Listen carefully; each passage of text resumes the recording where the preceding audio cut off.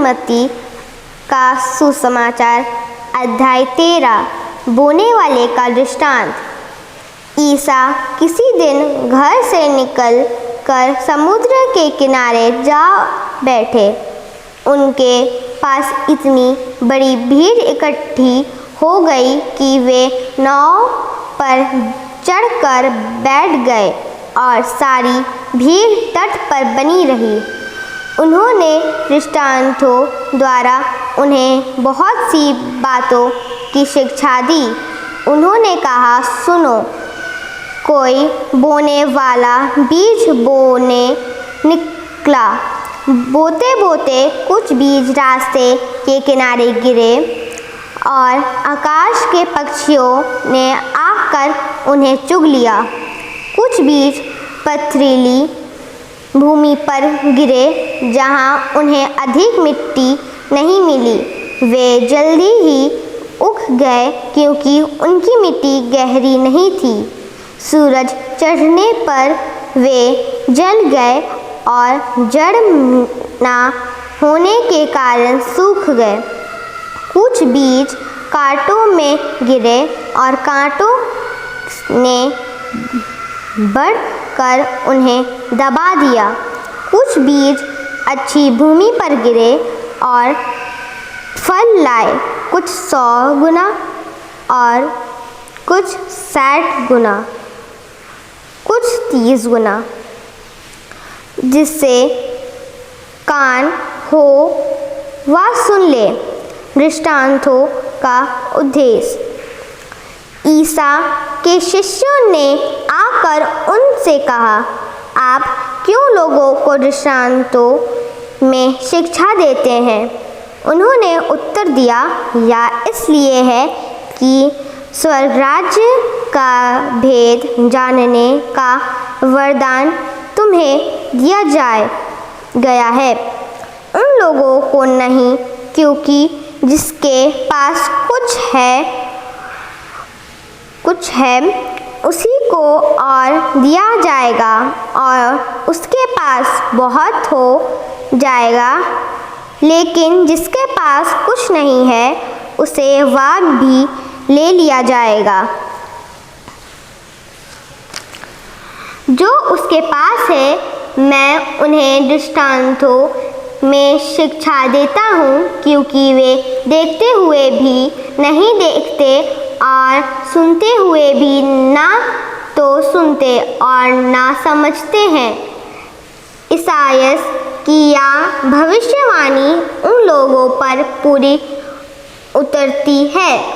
तुम सुनते रहोगे परंतु नहीं समझोगे, तुम देखते रहोगे परंतु तुम्हें नहीं दिखेगा, क्योंकि इन लोगों की बुद्धि मारी गई है।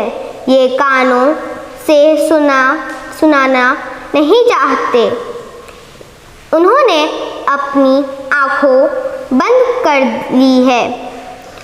कहीं ऐसा ना हो कि ये आँखों से देख ले, कानों से सुन ले, बुद्धि से समझ ले, मेरी ओर लौट आए और मैं उन्हें भला चंगा कर दूं।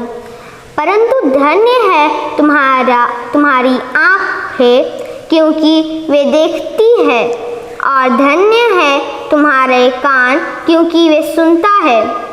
मैं तुम लोगों से या कहता हूँ, तुम तो बातें देख रहे हो।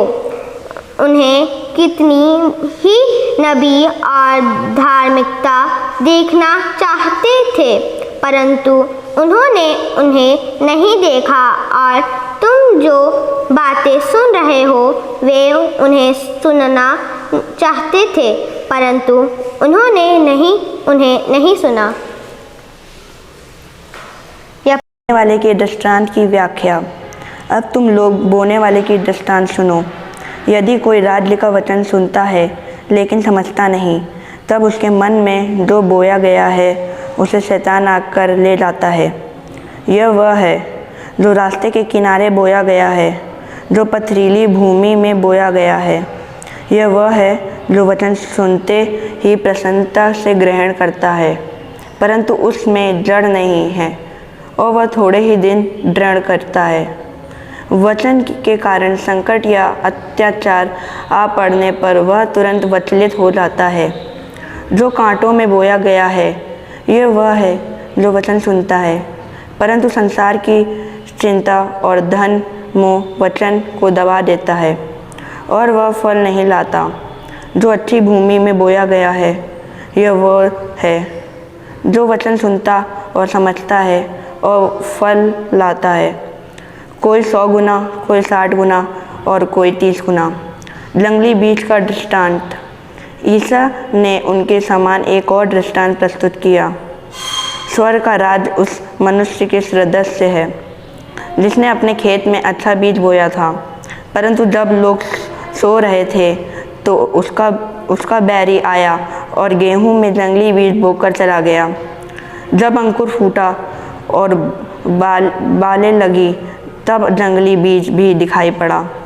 इस पर नौकर ने आकर स्वामी से कहा, मालिक, क्या आपने अपने खेत में अच्छा बीज नहीं बोया था? उसमें जंगली बीज कहाँ से आ पड़ा। स्वामी ने उनसे कहा, यह किसी बैरी का काम है। तब नौकरों ने उससे पूछा, क्या आप चाहते हैं कि हम जाकर जंगली बीज बटोर ले? स्वामी ने उत्तर दिया, नहीं, कहीं ऐसा ना हो कि जंगली बीज बटोरते समय तुम गेहूं भी उखाड़ डालो। कटनी तक दोनों को साथ बढ़ने दो। कटनी के समय मैं लेने वालों से कहूँगा, पहले जंगली बीज बटोर लो और जलने के लिए उनके गट्ठे बांध लो। तब गेहूं मेरे बखार में जमा करो। राई का दाना। ईसा ने उनके सामने एक और दृष्टांत प्रस्तुत किया। स्वर्ग का राज राई के दाने का सदृश है, जिसे लेकर किसी मनुष्य ने अपने खेत में बोया।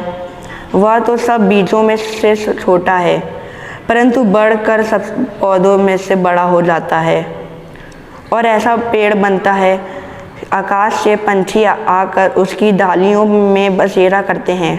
खमीर। ईसा ने उन्हें एक और दृष्टांत सुनाया। स्वर्ग का राज्य उसी खमीर के सदृश है, जिसे लेकर किसी स्त्री ने 3 पंसेरी आटे में मिलाया और सारा आटा खमीर हो गया। दृष्टांतों का प्रयोग। ईसा दृष्टांतों में ही ये सब बातें लोगों को समझाते थे। वह बिना दृष्टांत के उनसे कुछ नहीं कहते थे, जिससे नबी का यह कथन पूरा हो जाए, मैं दृष्टांतों में बोलूँगा, पृथ्वी के आरंभ से जो गुप्त रहा उसे मैं प्रकट करूँगा। जंगली बीज के दृष्टांत की व्याख्या। ईसा लोगों को विदा कर घर लौटे। उनके शिष्यों ने उनके पास आकर कहा, खेत में जंगली बीज का दृष्टांत हमें समझा दीजिए। ईसा ने उन्हें उत्तर दिया, अच्छा, बीज बोने वाला मानव पुत्र है, खेत संसार है, अच्छा बीज राज्य की प्रजा है, जंगली बीज दुष्ट आत्मा का प्रजा है, बोने वाला बैरी शैतान है, कटनी संसार का अंत है, लूनने वाला स्वर्गदूत है। जिस तरह लोग जंगली बीज बटोर कर आग में जला देते हैं, वैसे ही संसार के अंत में होगा। मानव पुत्र अपने स्वर्गदूतों को भेजेगा और वे उसके राज्य की सब बाधाओं और कुकर्मियों को बटोर कर आग के कुंड में झोंक देगा। वे लोग रोएंगे और दांत पीसते रहेंगे। तब धर्मी अपने पिता के राज्य में सूर्य की तरह चमकेगा। जिसके कान हो वह सुन ले। छिपा खजाना। स्वर्ग का राज्य खेत में छिपा हुआ खजाने के सदृश है, जिस कोई मनुष्य पाता है और दोबारा छुपा दे, तब वह उमंग में जाता और सब कुछ बेचकर उस खेत में खरीद लेता है। बहुमूल्य मोती। फिर स्वर्ग का राज्य उत्तम मोती खोजने वाले व्यापारी के सदृश है। एक बहुमूल्य मोती मिल जाने पर वह जाता और अपना सब कुछ बेचकर मोती के मोल ले लेता है। जाल का दृष्टांत। फिर स्वर्ग का राज्य समुद्र में डाले हुए जाल के सदस्य हैं, जो हर तरह मछलियां बटोर लाता है। जाल के भर जाने पर मछुए उसे किनारे खींच लेते हैं। तब वे बैठकर अच्छी मछलियाँ चुन चुन कर बर्तनों में जमा करते हैं और रद्दी मछलियाँ फेंक देते हैं। संसार के अंत में ऐसा ही होगा। स्वर्गदूत जाकर धर्मियों में से दुष्ट को अलग करेंगे और उन्हें आग में कुंड में झोंक देंगे। वे लोग रोएंगे और दांत पीसते रहेंगे। समापन। क्या तुम लोग ये सब बातें समझ गए? शिष्यों ने उत्तर दिया, जी हाँ। ईसा ने उनसे कहा, प्रत्येक शास्त्री जो स्वर्ग के राज्य के विषय में शिक्षा पा चुका है उस गृहस्थ के सदस्य हैं जो अपने खजाने से नई और पुरानी चीज़ें निकालते हैं। इन दृष्टांतों के समाप्त होने पर ईसा वहाँ से चले गए। अविश्वासी नाज़रेत। वे अपने नगर आए जहाँ वे लोगों को उनके सभागृह में शिक्षा देते थे। वे अचंभे में पड़ गए, कहते थे, इसे यह ज्ञान और सामर्थ्य कहाँ से मिला? क्या ये बड़ाई का बेटा नहीं है? क्या मरियम इसकी माँ नहीं है? क्या याकूब, यूसुफ, सिमोन और यूदस इसके भाई नहीं हैं? क्या इसकी सब बहनें हमारे बीच नहीं रहती? तो यह सब इसे कहाँ से मिला? पर वे ईसा में विश्वास नहीं कर सके। ईसा ने उनसे कहा, अपने नगर और अपने घर में नबी का आदर नहीं होता। लोगों के अविश्वास के कारण उन्होंने वहाँ बहुत कम चमत्कार दिखाए।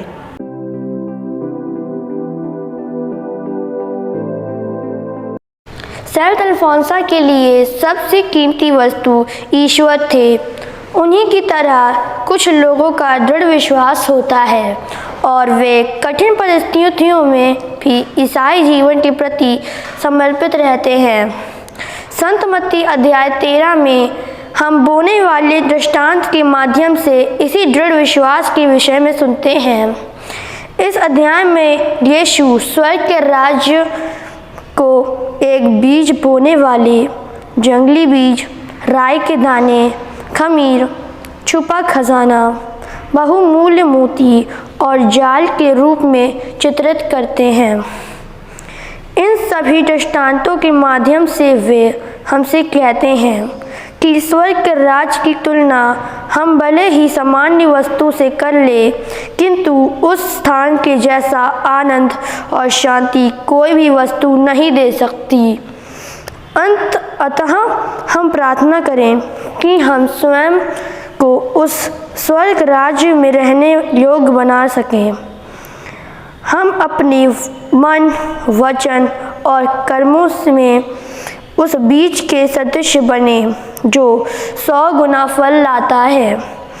तभी हमारा जीवन ईश्वर की दृष्टि में सफल होगा। आमीन।